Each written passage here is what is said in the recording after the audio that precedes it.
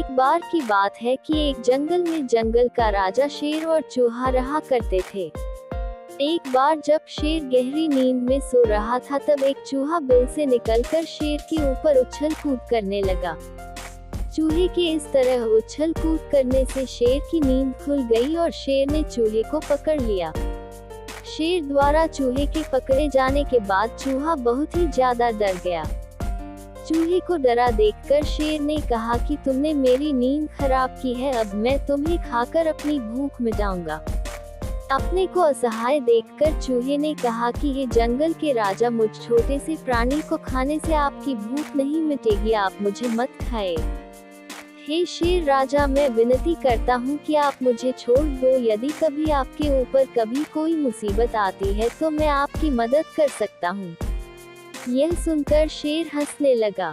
तुम तो बहुत छोटे हो, तुम क्या मेरी मदद करोगे?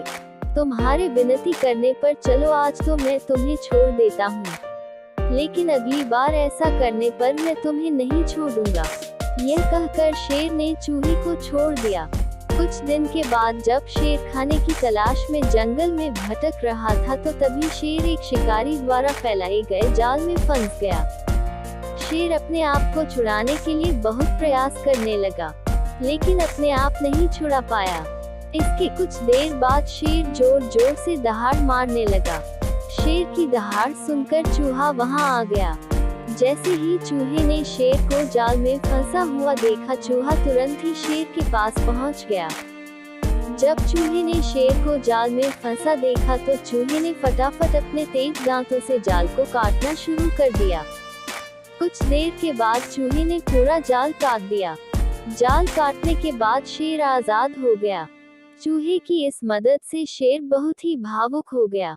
शेर ने चूहे को धन्यवाद दिया और दोनों उस दिन के बाद से अच्छे दोस्त बन गए।